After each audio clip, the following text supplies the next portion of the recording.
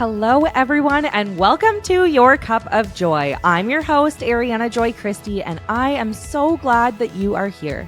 This is a space to inspire, to learn, to grow, and to challenge. Get ready to fill your cup and spread a little joy along the way.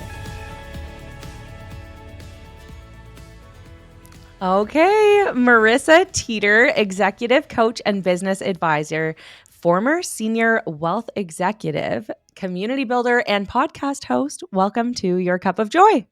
Wow. Hi. Thanks for Hi. having me. I'm a fan, obviously. Thank you. I'm so happy you're here. There's something so cool about recording with someone who you really love and love spending time with. And I think it's so cool because we know each other on a personal level, but now we get to chat about so many good things. So I'm really excited to have you.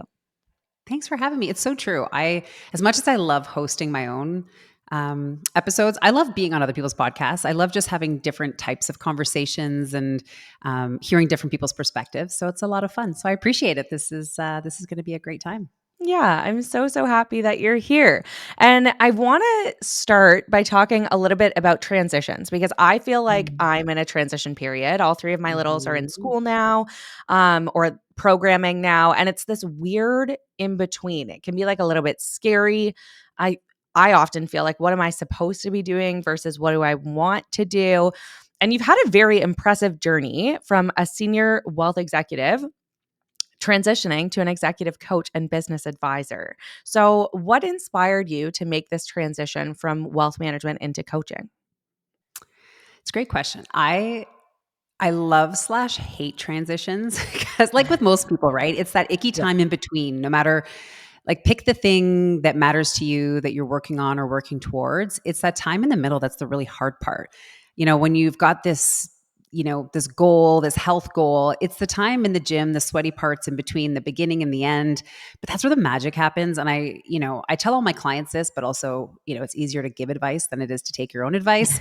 And I'm constantly reminded that it's so true. Like those in between times of transitions can be super challenging, but Mhm. it is a transition is exactly that. It's moving from one place to another. You're not stuck there, although sometimes it might feel like you are, but you're still moving and every little bit of progress counts. And as someone who's a recovering perfectionist, I try to focus more on the journey and the progress these days. And I was having a conversation with a friend the other day, a mutual friend of ours actually.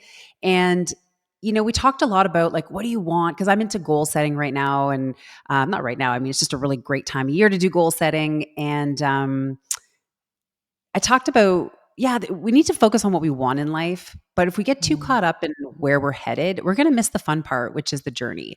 And if you think about any great road trip, oftentimes it's the time in the car, the scenery, the pit stops, the music, the company, the fun things you do in the car that make it really amazing until you get to the destination. And then you got to get back in the car and have that fun trip home. But I'm really trying to focus on the journey, not the destination, and enjoying the road trip, if you will. Really, make sure I have the Yeah. best snacks, of course, because food is really important to both of us. And, trying to just be in it. Because I think I spent my whole life kind of jumping from one thing to the next thing.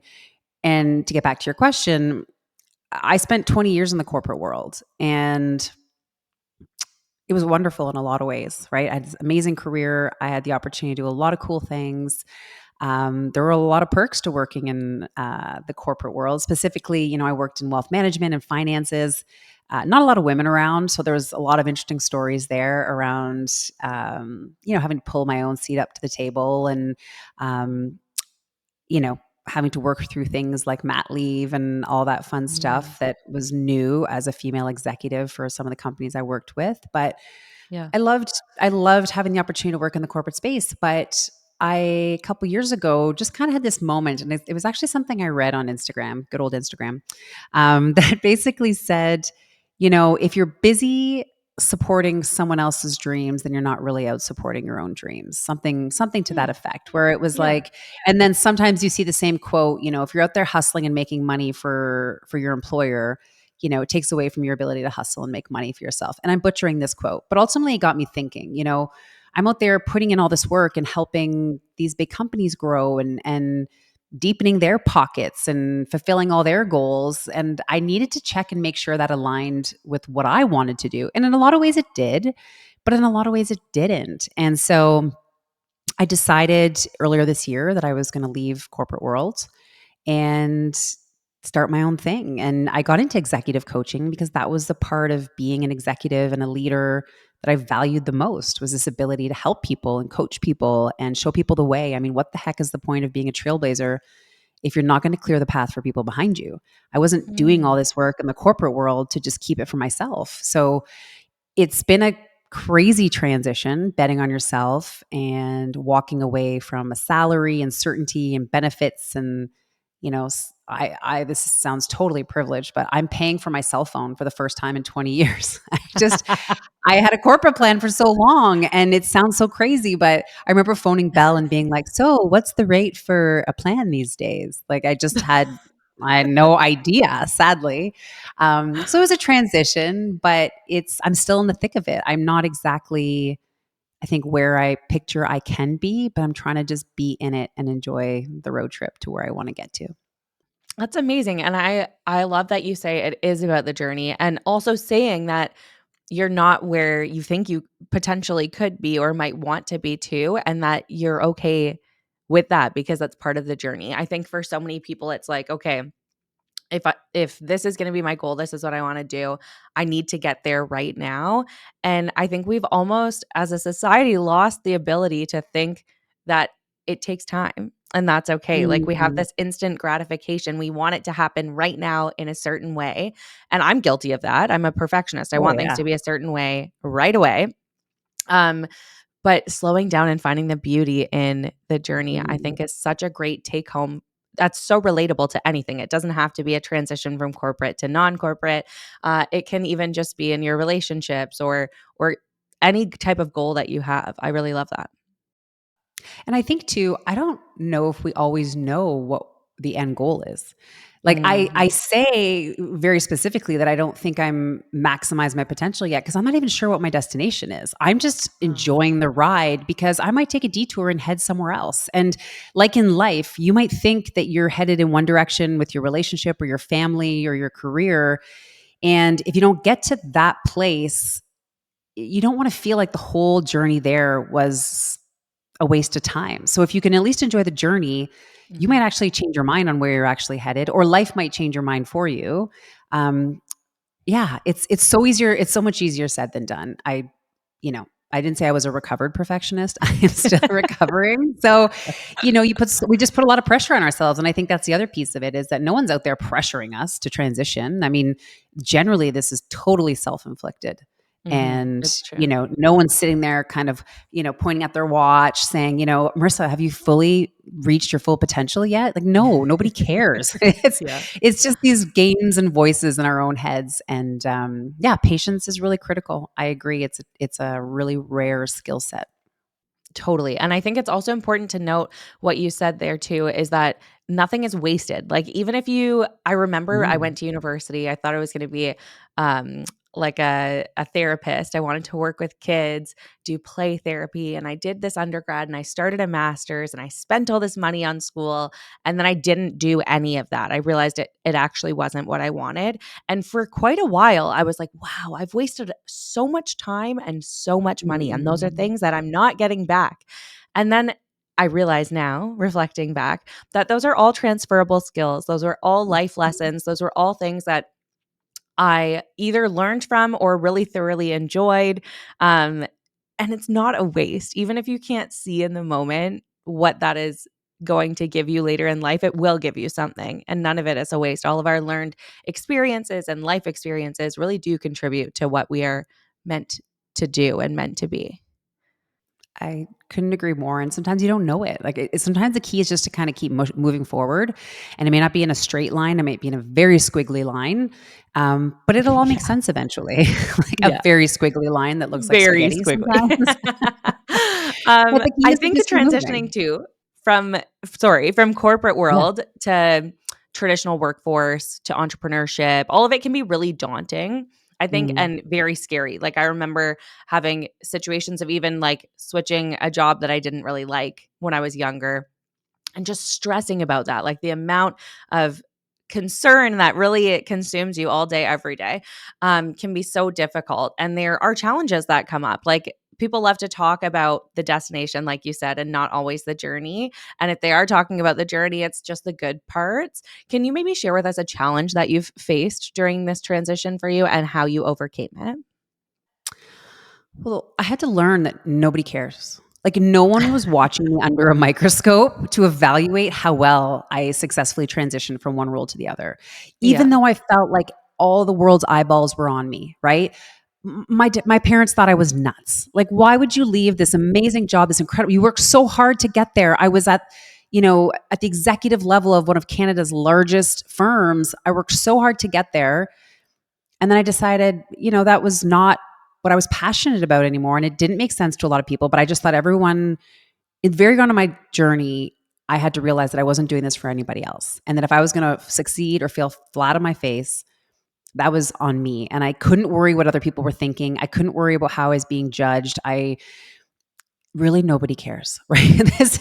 They're so worried about their own thing. No one was sitting there going, well, let's just see how well this works out for her, And Totally. in fact, it was kind of the exact opposite. People were immensely supportive. People were Oh. so lovely. And that kind of took me by surprise. But I think the challenge is just keeping yourself focused on what you can control. There's going to be a lot of variables in any big leap. If you decide you want to leave your job and go in it for yourself, which I think a lot more women should consider because they're very capable and very able. And the things I think that you think are hard are not as hard as you may think. I think the hardest part is just keeping your mind right and realizing that you're doing this for yourself and nobody else. And if it's going to succeed, it's on you. If it's going to fail, it's on you. And just knowing that should give you all the power you need to decide what's best for you. So I think a lot of it is just getting yourself in the right mindset. And kind of taking one challenge at a time. Sometimes you got to look around and go, okay, if other people can do this, I can do this, right? Yeah. And Yeah. sometimes that's all the boost you need to be like, I'm not the first person who's done this. I'm not going to be the Mhm. last. And I just need to trust that I'm going to figure it out. And I had to really just kind of take the load off and show myself some grace, the Mm. same way I would show anybody else, any of my friends or family or clients. I would never put that kind of pressure on them to Yeah. have it all figured out. But also, I made a lot of excuses, as I think we all do, right? We want to be prepared. It was like, well, I certainly cannot launch a business until I have a brochure and a website and a business card and a social media handle. And you wanted to have all your ducks in a row. Whereas instead, it was like, no, just start moving forward. Let people know what you're doing. Start getting feedback that maybe can help inform some of these things you're working on, like your website or your product offering or your service Mm. offering. It was just important to start moving forward. And again, it goes back to those objections in your mind. I had a million reasons why I wasn't ready. Mhm. And if I could just find one reason why I was ready, I clung to that and I moved forward. That's such great advice because you're right. I think it's much easier to say why you can't than why you Oh, yeah. can. Yeah, but that's incredible. I love that. And Marissa, you have a podcast called Teeter Talks, Yeah. and I listen to it. I think it's incredible, and a lot of your talk and teachings, and even with your businesses, centered around leadership, which Mhm. I think is so incredible. And there are so many take homes from everything that I've listened to.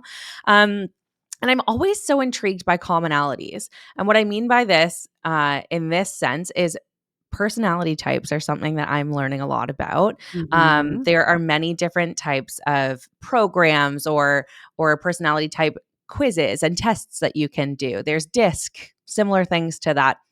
And you often see similar personality types in similar roles.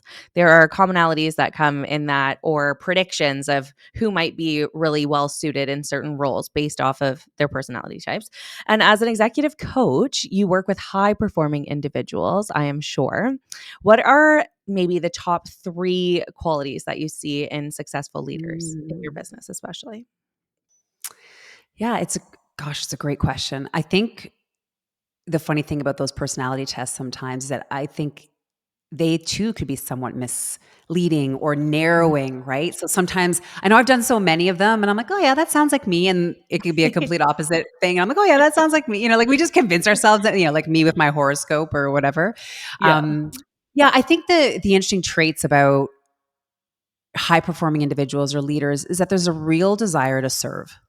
Mm. And it's really an external, and some people don't even realize that they are great leaders or want to be leaders, but they're just kind of naturally will be that person who likes to look out for people, or who people will gravitate towards because they trust them, or, they think their intentions are good. And they're great communicators a lot of the times too. I mean, Mm, half the battle in life in terms of getting where we are to where we want to be is finding a way to communicate that, and finding a way to create clarity around letting others know our intentions, and letting ourselves know. So communication is really critical. So I would say these individuals are great communicators, and that doesn't mean they can get up on a stage and wow 1,000 people in a room. It just mhm, means that they know how to choose the right words to package their thoughts. They know how to have tough conversations, right? Finding a way to say the things that needs to be said in a way that someone will hear it. mhm, Um, yeah, and I think that they do look outside themselves. There's a certain amount of mhm, confidence in knowing that the opportunity is outside of them. Um, a lot of the people that I work with certainly have high expectations for themselves and have sought out an executive coach because they want to do better, be better, or they want to grow their company. But there's a lot of external motivation there. So yeah, I think there's something about the willingness to serve and having a great awareness of external, being great communicators, being able to find the right words and have tough conversations. And I also think there's a good amount of self awareness. mm. There's just something about knowing yourself and understanding people that really sets, I would say, a great leader and a high performer apart. Incredible. Yeah, it's interesting to think of, who those people are that are Mhm. successful in those roles and who enjoy it too, because I think it takes the skills for sure, but also you want to really like what you're doing, Yeah, and especially think when you're about leading leaders others. like, yeah, and think not just like in the corporate sense. This tends to be where our mind goes, right? We start thinking Mm. all the CEOs, but think of people like in your neighborhood, the person who's always organizing like the potlucks, or, the activities, or in your friend group, like the person who makes sure you guys get together or else you never see each other. There are people running important charitable organizations, right? So it's not just leaders in the sense of these corporate titles or success in the way of financial acumen or well-being. Mhm. It's really around these people who have a way of leading and guiding people and showing up in a certain way that create movements of people for Mhm. good. I love that. Yeah. Yeah, and the people Mhm. who make dinner reservations. Every time we go for dinner, you're like, "Okay, reservations made." I'm like, "Yes, thank you." We all need those friends. I mean, you deliver bread to my doorstep, so it's only fair that I make reservations. Yeah. I love it. We both Yeah, have a rule. It works we do. well. I Yes. recently had a friend on the podcast actually, who her name's Alana, and Mm. we talked about how Mhm. success looks different for everyone. And I Yeah. think that is something that I've been reflecting on a lot and thinking about a lot, because obviously what your goal is, what the success would be if you achieve, is what drives you, no matter if it's work, if it's your friendships, just in life. And I think when we think about executive business coaching, the first thing that pops into my head is numbers, productivity, being successful. Like, how can you, success usually comes with money, I think, and in our Mm. mindset. And it doesn't Yes. have I to think people be. think that. Yes. Yes. Yes. Yeah, when Yeah. you think of somebody getting a coach, you're like, "Okay, I want my business to expand by this percent," right? Right. That's just what comes to mind, and the business part of the business, I guess. But my girlfriend Alana and I, when we were chatting, we talked a lot about how with numbers, there's no end. Like there's an infinite amount. So you can just keep going and going and going. And then how do you ever feel fulfilled? So when does personal time and things that fill your cup become important or front of mind versus, reaching this huge percentage goal of the numbers in your business? And so my question for you is, how do you help clients balance the demands of their professional growth with also their personal well-being and their maybe idea of success outside of numbers? Oh my God, I could talk about this for hours because I get into the topic of success on my podcast all the time because I really do think, like leadership, people think it's something for the corporate world or that success is tied to numbers. And I do think that's where our mind goes like, oh, that person is incredibly successful because they have a lot of money. Mhm. But I think there's so many other ways to show up as successful, but it's like we don't realize that success until maybe we don't have it in our lives, right? Mm, And to answer your question, my coaching approach is very holistic. I mean, there's no value in me helping someone grow their business if their family life and their health like are going to fall apart. Yeah. And unhealthy, unhappy people cannot lead successful businesses. I mean, eventually that will all come to a head and come crumbling down. Mhm. In my opinion, I would like to see someone prove me wrong, but Yeah. I really think that it really is a holistic approach, and I do spend a lot of time figuring out with my clients, and I you talk about this in my podcast, is we've got to figure out what we think success means to us that isn't defined by things. Having things is great, but that's not, well, you'll get them and you'll realize you just want more things. And so there's this insatiable Mhm. appetite, to your point, to move the moving target of success. And I kind of touched on this a little bit earlier, but it's success to me, I think, is very much a feeling. It's very much um a knowing.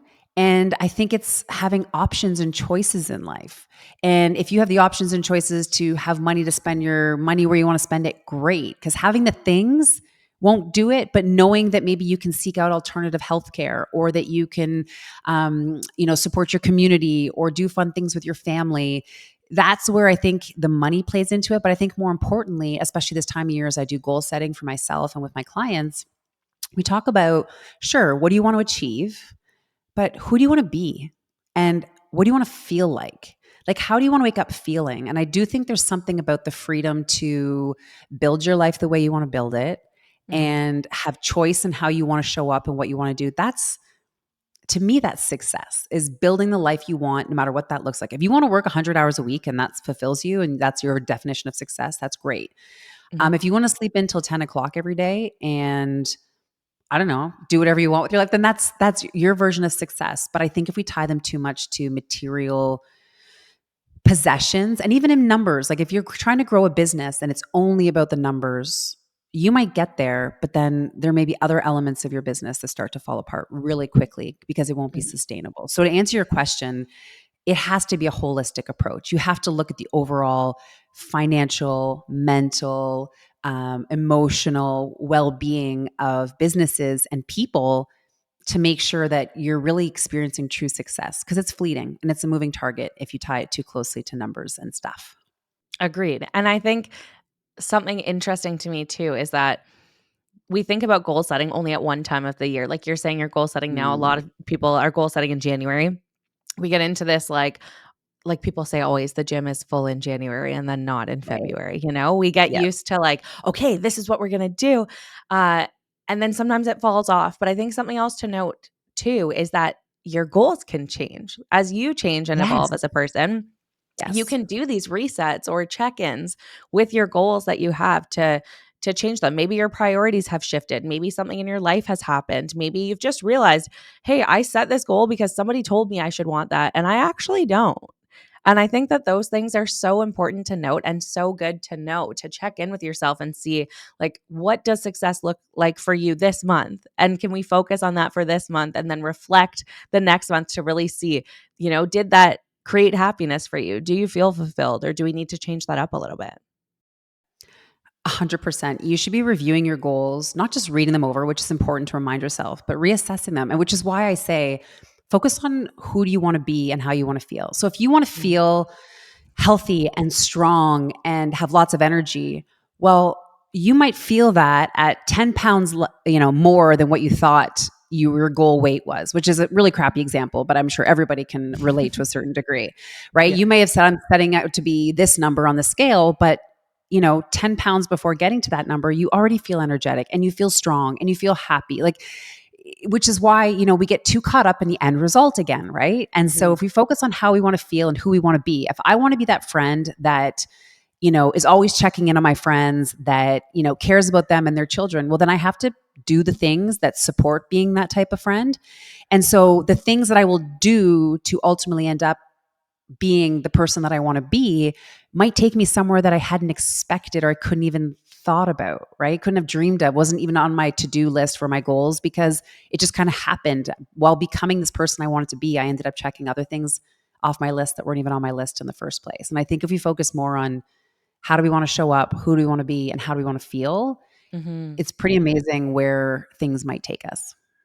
Totally. And I think the feeling is so important to note because this also might be a crappy example, but I never would have thought that baking bread would make me happy? I always liked to bake when I was a kid, but like when I saw the sourdough things during COVID, I was like, who would ever want to do that? That looks terrible. That was me.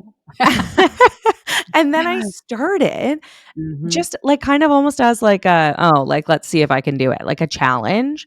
And now like reflecting on it, I think it's because I really needed to slow down. And that to me still feels productive while also forcing me to slow down because the process is slow.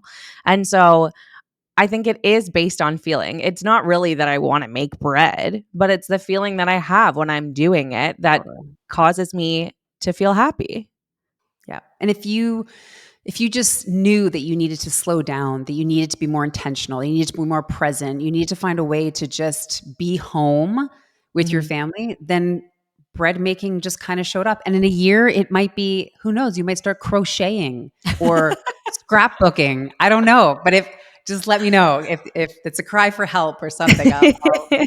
We'll stage an It is intervention. But interesting though to really right? think like, these things that we don't I didn't set out a goal to bake bread, No. but I did realize like I need to slow down and I didn't know how to do that. So it's so funny And to me here how you it are. can be something completely outside of the box, Yeah. but Yeah. focusing on feeling is a really good take home, I think.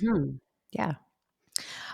So being an executive coach, a business advisor, working independently also, in and on your own business, I think, I can only imagine how demanding that can be. On top of all of that, you give back to your community so much. You're a podcast host, you do keynote speaking, you're an amazing mom, such a good friend. I mean, I said you're the person who makes the reservations for dinner.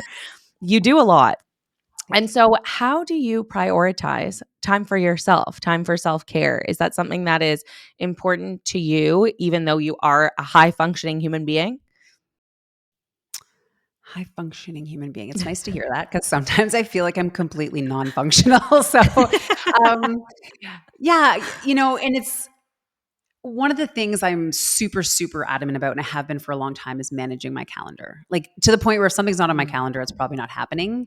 yeah. So even between my husband and I, we're constantly like sending each other, calendar invites back and forth and putting things. And he'll be like, "Oh, I'm doing this tonight." I'm like, "Well, no, you're not, because it's not on the calendar." And so we did not Yeah. plan for it, but the calendar is really important. And even when I was in a corporate executive role, and I was so fortunate to work with an assistant or a support member, I would never let anyone touch my calendar, because to me, I wanted to make sure that I had a good balance of like, let's say video calls. And then I would want phone calls that I could take walking around or standing up. And then I would Mhm. want only a certain type of activities or things in a day.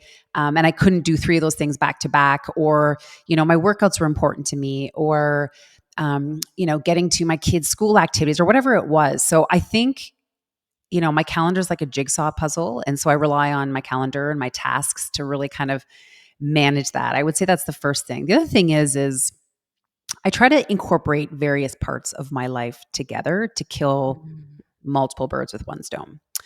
So I want to go to hot yoga. And my daughter's like, "Well, don't leave, stay home." And I was like, "Oh, you know what? No, you're going to come with me. You're going to do, I don't care if you lie there for an hour or sit out in the lobby, which is not my preference. She does it. But, I start bringing my kids places to do. My kids are a little bit older, so it's a little bit a different stage of life, but I incorporate them into things that I'm doing. If I'm volunteering in the community, or I bring them, or, if they're sitting at the counter doing their homework, then maybe I'll unplug my laptop from the dock on my desk and I'll go sit with them and, try to do things together so that, I feel like I'm spending time, but I also can get my exercise in. I like to go for walks. I'll bring the kids with me, or I'll make Mhm. important phone calls while I'm walking. Oftentimes I'll, message someone before a meeting. And if it's a nice day, and say, "Hey, do you want to get outside and do this phone call, like do this meeting as a phone call?"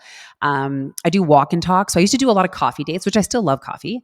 But this time of year with this weather, I'm like, let's just go for a walk and talk. And I had to explain it to a few people, and other people were like, "Yeah, let's do that." So you show up with your running shoes and you just walk, and you can grab a coffee at the end if you want to, or you can drink coffee if you're able to multitask in that way, which I'm not. Um, and so it's just finding a way to incorporate things, but really using my calendar, really incorporating my kids so I don't feel like I'm torn, and finding a way to kill multiple birds with one stone. I love that, just making use of your time. I remember our first walk and talk, and I was like, wow, got our meeting done and I got some exercise. Like, I felt Totally. so good Yeah. afterwards. Yeah. It's amazing. And the one piece I forgot to say, but I say it all the time. Anybody who follows me or listens is I have a lot of help, right?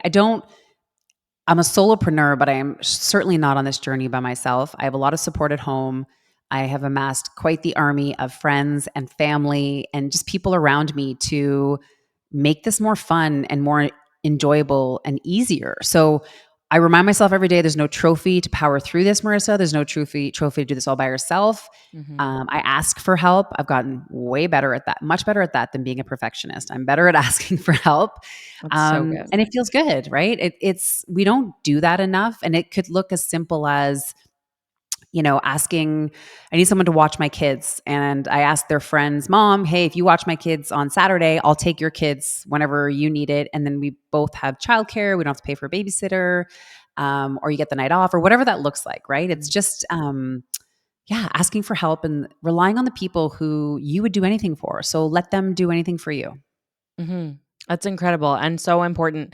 I think that one of the things that I used to do, probably last year, I did it quite a lot, is a girlfriend of mine and I were in the same kind of phase of life, and we felt swamped and busy and overwhelmed, and we weren't having a lot of time together, and so we would do our Costco runs together. So we'd, Yes. like, meet in the parking lot, we'd bring our kids if they needed like, if we didn't have someone to watch them or kid, one of them, and we'd go around Amazing. Costco together and we'd get our groceries done. And it was just like this great time to we could have grab a coffee if you want. You can eat something afterwards if you need, but it's just time that you get to actually chit chat to each other, but you're also being productive. And I think there's so many, like, outside of the box ways to think about it. I love your idea of, I'll watch the kids this day and you take them this day. I've Yeah. heard of people who live like on a street, all of neighbors, and each of them take turns doing dinner, and then all the kids can eat and play outside. Like, there are so many alternative ways to find your village and find support. It doesn't have to be just one traditional way of like having somebody, do one thing for you or something. Agreed. I love seeing what happens when you reach out to people and ask for help and people are able to help you. Like I love helping people. Why would I not give people the same joy to help me? Like it seems kind of silly that I would, build a career off helping people and basically refuse or to ask for any help. Like it just doesn't That's make so sense. true. So, but once you start to do it, it's a beautiful thing. And there are a lot of busy moms, busy parents, people out there who, don't maybe have parents or in-laws or family nearby. And you have Mhm. to build your own chosen family and you have to build your circle. And there's always people out there looking to, you know, lend a hand. And you just got Mhm. to ask. And I find too, as a support person, like as a friend to people or a sibling or anything like that, a lot of the time it's like, "Hey, if you need anything, let me know." And you want them to let you know. Like, we Yes. sometimes think as someone who needs support, it would be a burden on someone, but sometimes it's actually they're like, "Thank you for telling me, because here I am Yeah. sitting thinking, how can I help you? And I might be missing the mark. So now you've given me something to help you with." It's so You true, know? and honestly, like, I mean, I have forced myself on friends before who I know needed help, but weren't asking for it. I'm like, "Well, I'm coming over with dinner, so I'll just be standing at your door until you open it, or I'll leave it on your front porch." So, I think it's nice to do those things. We know when people need us, and Mhm. we know when we need people. So we got to put it out there, and we got to also ask to return the favor. Agreed. What's your favorite way to practice self-care? I love walking. I do a lot of walking. Yeah, I started that during COVID. I mean, there was nothing else to do, so walking was very important Literally. at the time to get away from all the people that were locked in my house with me. But I do a lot of walking, and I think I love it most because sometimes I walk in silence, so I just let my thoughts go nuts. Sometimes I'm listening to my favorite podcasts, and sometimes it's when I catch up with all my phone calls. Right, I call Mhm. my aunts, my mom, my sister, my brother, my dad. Like it's just when I do my chatting. So it's really valuable time to me physically and mentally. And I love that. I've also really gotten more and more into hot yoga Mm. and not something you can do on the lunch hour, ladies, because it requires a full shower. You get very disgustingly sweaty. But, I'm reading all the research on saunas and hot and cold. And going to hot yoga and just the benefits of it and moving my body. I mean, at my age, you sneeze the wrong way and you could just throw out your lower back. So I just need to keep things limber. And there's something about um, just the quiet, right? It's like going to the gym. You have to talk to people and socialize and show up. I mean, no one's looking at you at hot yoga. Like everyone's just trying to stay alive and, not fall over or make weird bodily sounds. So everybody is just in their own zone. And I kind of love it. I love that I can walk in there, be in my little bubble, get my sweat on, and walk out. That's So, amazing. yeah. Amazing. I love it. I want to switch gears a little bit and talk Yeah. about something that might sound a little bit cliche and talk a little bit about that. So, the phrase is women supporting women. And a Mm. little background story on that is you and I started spending more time together. And if you've been listening to the podcast, mine or Marissa's, you might have heard this story before. But a very brief summary is that we were just chit chatting, grabbing a coffee, and I was so excited to tell her that I was thinking about starting a podcast. And Marissa tells me that she is going to start a podcast. And I was like, this is so cool. Like, I literally was here to tell you this too. And so I think for some people, hearing that someone else is kind of going to do something similar to you can make you either like hold back information, want to launch before the other person, try to get ahead of them. And we really were like, let's do this together. Like, we both don't know what we're doing. Let's try to just, have the same editing company, hire the same people, share information with each other so we can both succeed. And it wasn't even a thought that crossed our mind to not be that way. But I think when we started talking to more people, we understood that actually typically is what happens, that someone would withdraw instead of give information. Mhm. And so the phrase women supporting women can sound very, like I said, cliche, fluffy, like something that we say but don't always see in action.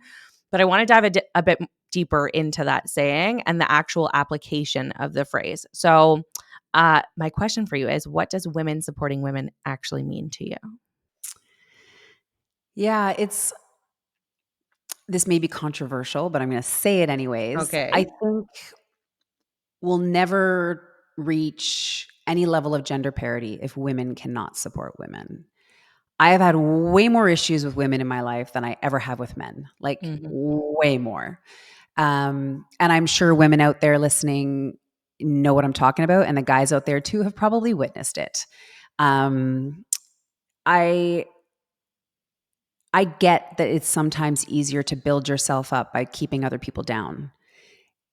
It's way harder to either carry someone with you up that mountain or propel them ahead of you and hope that you'll make it too, that you'll make it as far as they made it.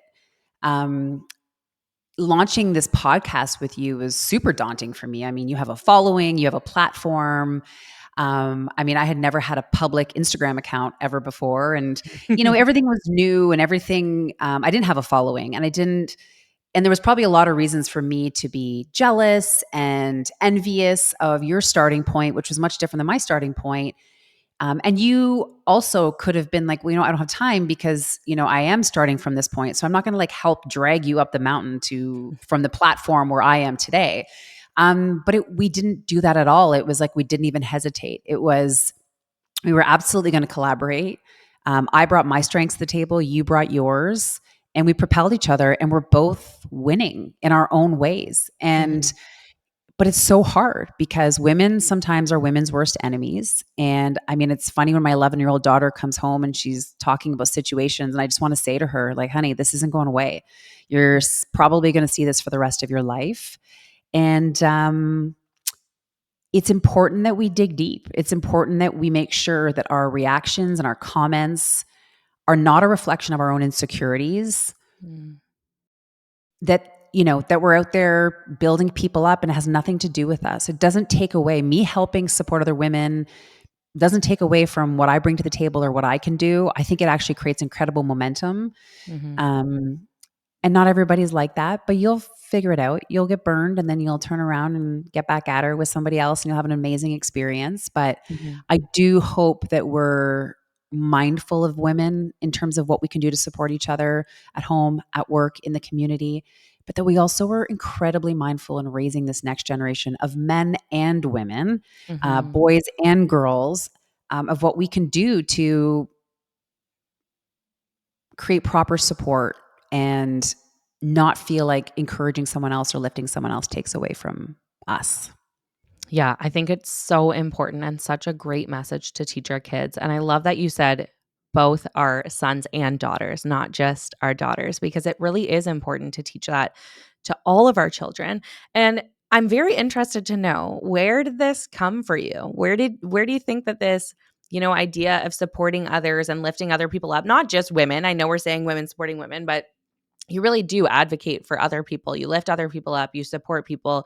You're so giving with your resources and your time and your knowledge, without expecting anything in return. And so that is not the norm. That's not most people, especially people who have a busy schedule, who have other things to do. Where do you think that this began for you? Why is this something that's important to you? So, well, first of all, thank you. It's very nice of you to Of say all those course. things. I First of all, it feels good. Mhm. I always encourage people, if you just do it, I can assure you, you will love it. And it feels so good to help other people in whatever capacity you can. Help looks different to everybody. What you have to Mhm. offer looks different. But I was bullied really bad when I was a kid.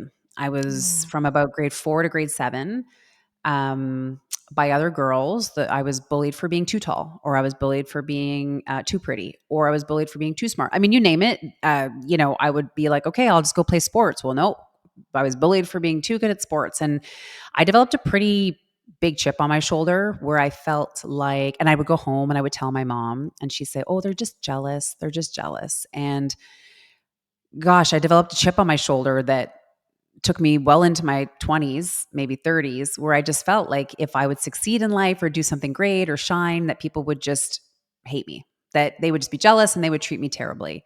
And it took me years and years to realize that it has actually nothing to do with me, and how they treat me is a reflection of them. So I have to treat people differently. I can't go out into the world and hold back my desire to want to do good in whatever shape or form that looks like, because I'm worried people are going to criticize me. And it all kind of came to a head a few years ago. I was so honored to be recognized by our mayor and our city for a volunteer award. It was the mayor's award. It was a big deal. And I remember talking to my husband about it, and he's like, "Well, do you want to invite people? Do you want to?" I'm like, "No." I was like, people don't want me rubbing it in their face that I'm charitable. He's like, "Why?" I was like, "Well, people are just going to be irritated with me and they're going to hate me for." He's like, "Who are these people? Who?" He's like, "They sound terrible." And I've told this story many times, but I had this aha moment where I'm like, "Oh my God, I can't even enjoy a volunteer award because I'm worried that people are going to hate me. That's ridiculous." So Mm. I flipped a switch pretty quickly where I was like, I'm just going to do these things and not worry about what everybody's thinking. I love doing it. I think it's important to do. I've seen the benefits in my life, in my community, in my career by serving others. Mm. Um, it's never been something I've ever regretted. And I want to show others how to treat people. I want to do the anti-bullying by not just speaking about it, but by showing people how to show up as an anti-bully. Mm. And it's through action, it's through service. And so yeah, it's I mean, it took years and years for me to figure that out, sadly. So I'm hoping I can help people shorten their learning curves on that one. But yeah, it's just the way I think I've always been wired. I love that so much, and you saying that, like, you've never regretted it. Like, I always say to my friends and my kids, like, "Be kind," because what's the worst thing that'll happen? Like, Yeah. nothing bad has ever happened from someone being kind. No. Like, if anything, you'll So feel true. good, and if you don't, then be kind to the next person and you will. You know what I mean? Like, there's no harm in being loving and being kind and supportive.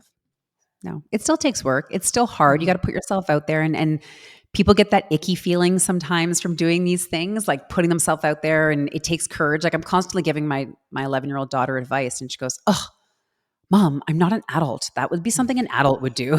And I say, "Okay, you're right. I'm giving you advice from my perspective and my lens, but it's still the right advice. You have Mm. to go have a conversation with this person and, say these things." And she kind of, looks at me and rolls her eyes. And I get it, because it sounds so crazy that an 11-year-old would go have a, rational conversation with someone she had a fight with on the schoolyard, and that they would Yeah. talk it out and hug it out and all would be right with the world. Like that's just, that's hard. But again, I Mhm. tell my kids, I tell my friends, I tell my clients, generally the good things are the hard things and we have to do them Mm. anyways.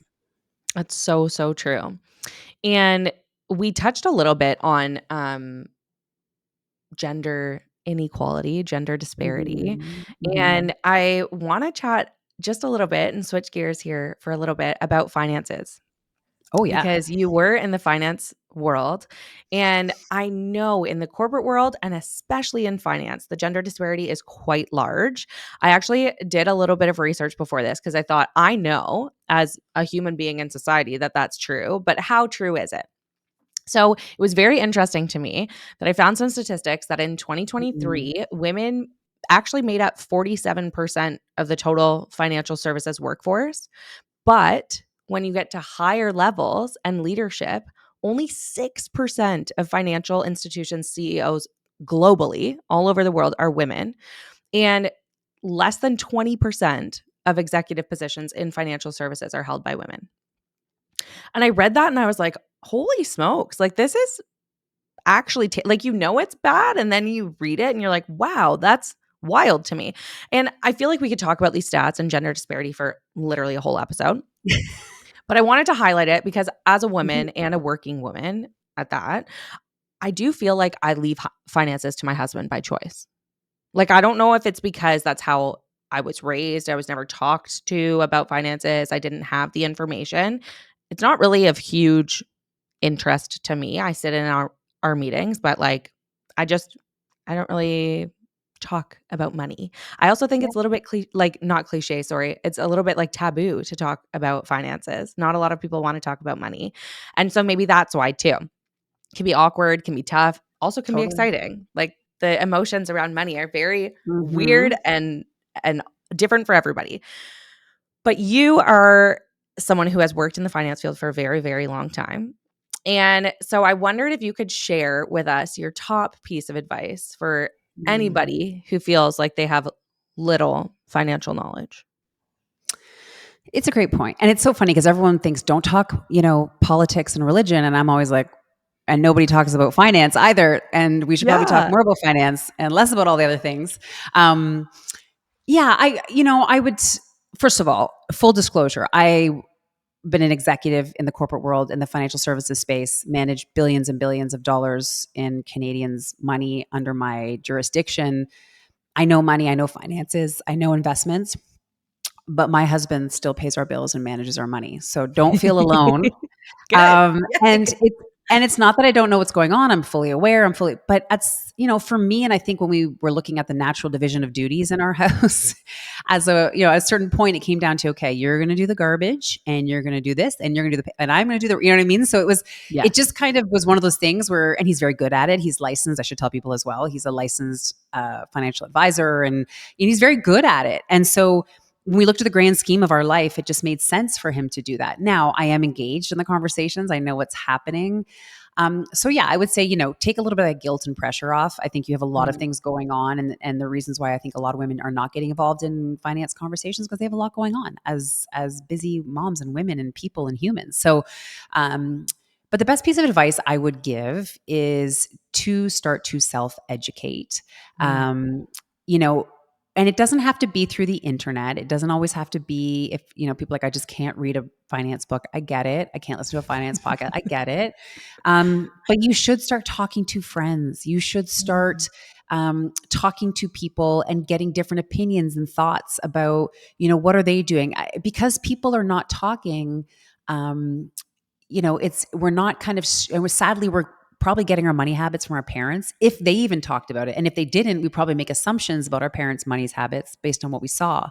So I would Yep. encourage people to talk about it. I do also encourage people, and this is where this might sound contradictory, but if there are people in your life who you think financially seem to be doing well, you can ask them, Mm. what are some of their tips? I mean, there's like this thing on TikTok I see all the time where this kid goes up to people driving nice cars and asks them, how do you afford this car? What do you do for a living? And kind of gets into the spiel about how they made all their money. Amazing. I do caution people that sometimes people look like they have money and they don't have money and they have terrible money habits. So you have to be careful. But even if you learn everything about money, my advice to people is always you got to figure out your relationship with money too. Mm. And a lot of people use money as like their emotional like security blanket, right? It's Mhm. you spend money to feel good, you spend money to fix things that you don't need to be fixed. Some things I like to do to challenge people is try not spending money every other day.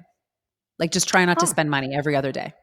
And if you get good at it, then go every 3 days and just see what ends up happening, right? Because sometimes we just go run out to the store because we're craving X or Y or Z, and we're like, oh, today's a day I can't spend money, and I don't. Um, Make a budget, like put it Mhm. on paper. You would be shocked. I mean, people sometimes are just like, well, there's money in the bank account. I spend. I don't overspend. There's still money there, but no one's really keeping track. I challenge you to actually go through the exercise of seeing where your money's going, and start to make changes around, do I need to spend that money there? Is it Mhm. really essential that I do that? I mean, I moved out to the country and I used to go to Tim Hortons every day, twice a day. I still love Tim Hortons, but I make coffee now. I make drip coffee and I save myself a lot of money by doing it. It seems like Yeah. a tiny thing and everyone seems to go after the Starbucks coffee. I get it. If you like Starbucks coffee, that's fine. What else could you be doing? So, yeah, my advice would be do little challenges with yourself, like not spending money every other day, setting a budget, and just talking to friends about it. Like Mhm. make financial conversations less taboo by talking about it.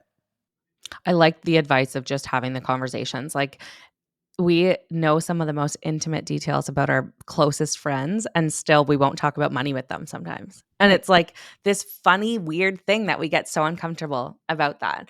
Um, I think a problem that I've thought about too, and from my experience I see, and I'd love to hear your thoughts on this, are that I often find that most of the advice that's given about investing and investing money is people who have a ton of money to invest. Mhm. If you have a small amount to invest, your advice that you're given is go talk to a bank teller, book an appointment with the person at whatever your bank is, and invest in a mutual fund or something. Like, I remember in university, I had worked at a bar, I had saved.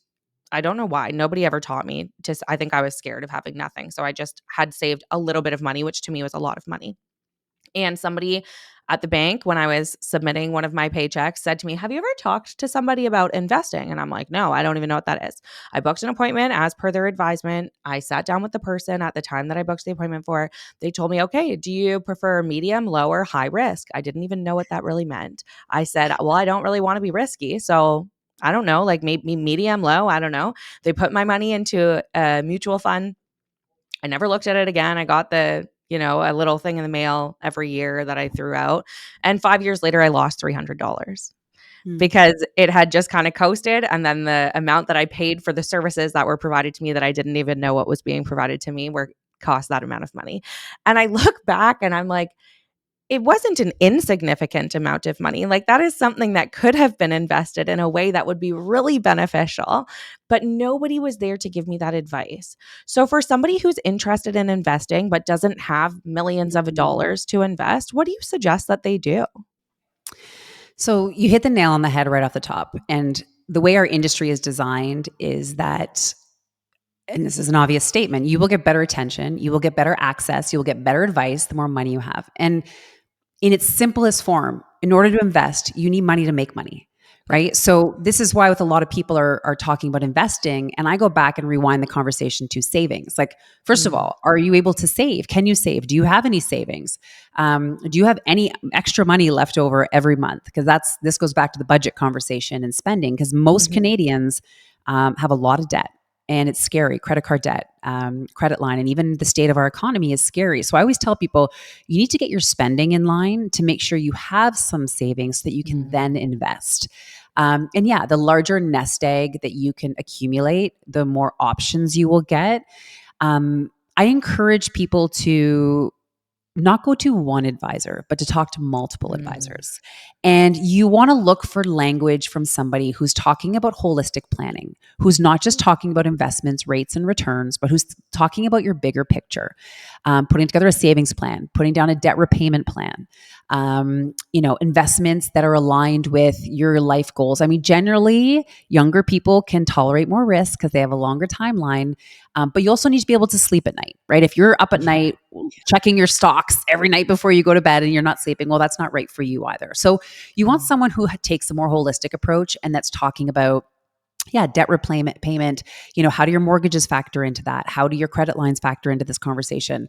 Do you have proper insurance, which is your risk management Mhm. strategy, right? So these are all important conversations to be had, but I encourage people to shop around, find the right person, Smart. ask for referrals, leverage your social media, see what Mhm. kind of names you get. If someone says the same name multiple times, then they're probably onto something. Mhm. And I think it's okay to have an honest conversation with your advisor to say, listen, I know I don't have as much money as I'd like to have or that I will eventually have, but what's the right strategy for me? And it's going to take a self education. There's a lot of opportunities to do it yourself. If you're not comfortable, then I just suggest having multiple conversations and finding someone who's focused on a holistic planning approach.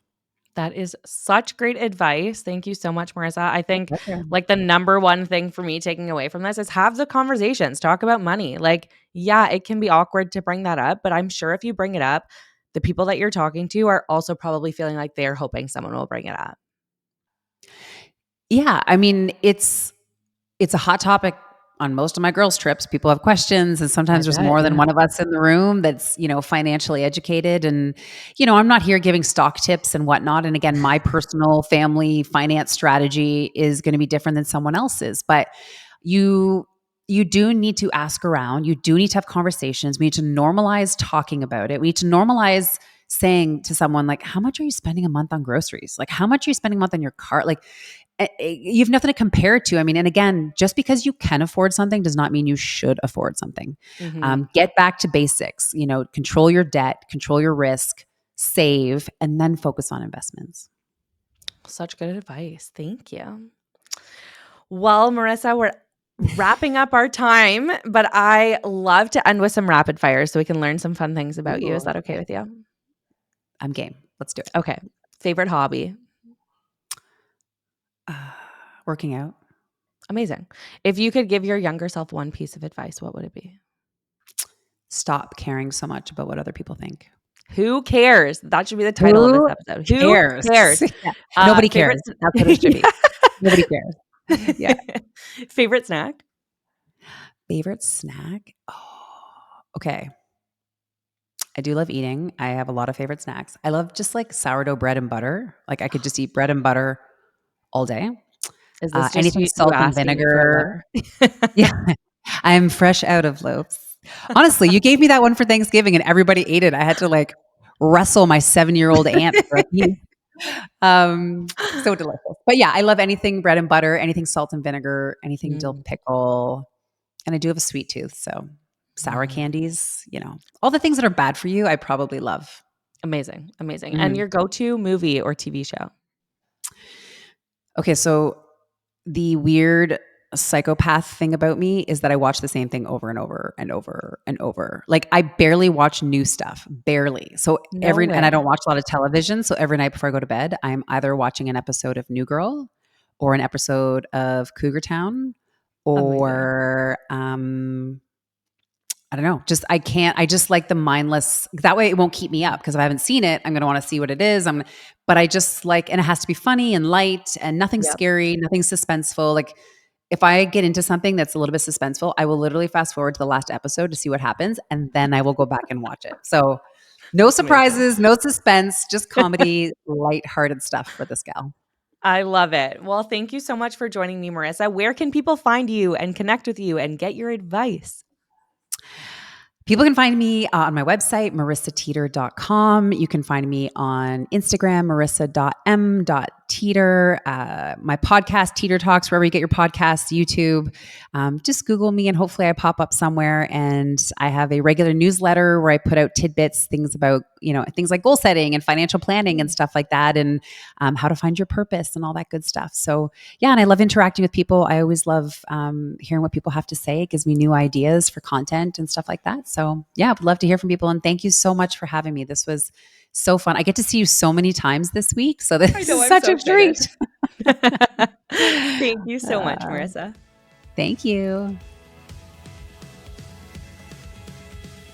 Thank you so much for tuning into this episode of Your Cup of Joy. I hope you enjoyed today's conversation as much as I did. And if this episode resonated with you, or if you've been loving this show, I'd really appreciate it if you could take a moment to rate, review, and subscribe wherever you are listening. Your support helps the podcast grow, it helps it reach more people, and it means the absolute world to me. So keep filling your cup with joy, and I will see you next week.